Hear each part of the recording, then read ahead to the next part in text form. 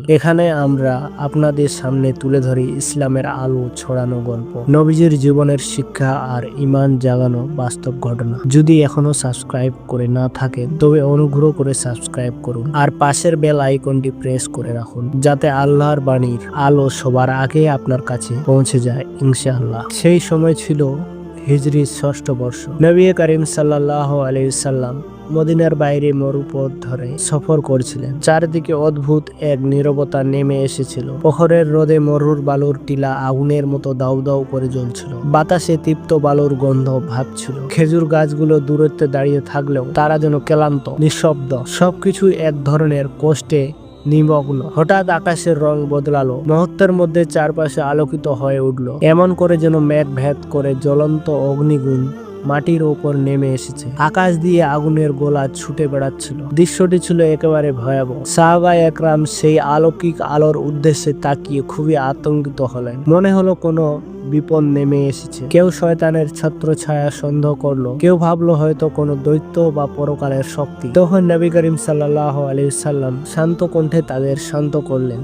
তিনি বললেন, এ ধরনের আলোর দেখা ভয় পাওয়ার নয়। শয়তান মানুষের মনটি বিভ্রান্ত করার চেষ্টা করে। তাদের উড়িয়ে না দেখে পথ চলার অব্যাহত রাখতে বললেন। সাহাবীরা তার কথায় অনুপ্রাণিত হয়ে পুনরায় পথ চলা শুরু করলেন। এরপর তারা এক ছোট্ট গ্রামে পৌঁছালেন। চারিদিকে খেজুর বাগান ও ফাঁকা প্রান্ত। গ্রামের একদিকে একজন বেদুইন তার উট চড়াচ্ছিল। চেহারায় কঠোর, মরুভূমির মতো কঠিন ভাবের মানুষটা। নবী করিম সাল্লাল্লাহু আলাইহি সাল্লাম তার কাছে গিয়ে শান্তভাবে ইসলাম ও ইসলামের বিবেচনা করে ডাক দিলেন, আল্লাহর ইবাদত করতে অনুরোধ করলেন। বেদুইন প্রথমে অবাক হলেন, বিন্দুমাত্র বিশ্বাস না করে কঠোর কণ্ঠে জিজ্ঞাসা করলেন, তুমি কি নিজেকে আল্লাহর রসুল দাবি করো? যদি তাই তোমার প্রমাণ কি? নবী করিম চেহারায় তখন করুণা ও শীতলতা। তিনি এক ইশারা করে দূরে দাঁড়ানো একটি গাছের দিকে দেখালেন এবং বললেন, ওই গাছটিকে বলো আল্লাহর রাসূল তোমাকে ডাকছেন। বেদুইন খানিকটা সন্দিহান হলেও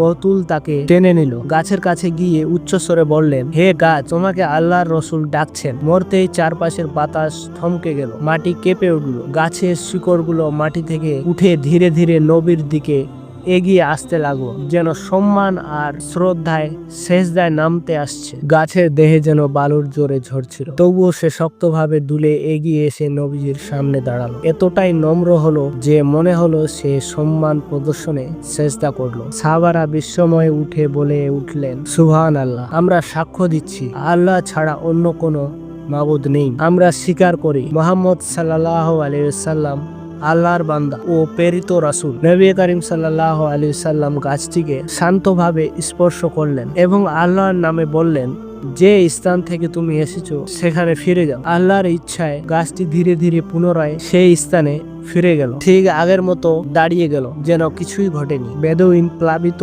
আবেগে ভেঙে পড়লেন। কণ্ঠে কাঁপন নিয়ে তিনি ইসলাম গ্রহণ করলেন এবং সাক্ষ্য দিলেন নবীজি সত্যি আল্লাহর রসুল। নবী করিম তার দিকে হালকা হাসি ছেড়ে বললেন, আকাশ জমিনের সবকিছু আল্লাহর ইচ্ছার অধীনে। তিনি চাইলে গাছও আসে, পাহাড়ও নড়ে, মানুষের হৃদয়ও পরিবর্তন হয়। এই শিক্ষায় সাহাবাদের হৃদয়ে শক্তি পেল। প্রিয় দর্শক বিন্দু, নবী করিম সাল্লাল্লাহু আলাইহি সাল্লামের ইশারায় যখন গাছ তার শিকড় মাটি ছেড়ে উঠে এসে সিজদায় নত হলো, তখন পুরো পৃথিবী সাক্ষী হয়ে গেল আল্লাহর এক মহা নির্দেশনে। প্রকৃতিও তাকে চিনেছে, গাছও নত হয়েছে।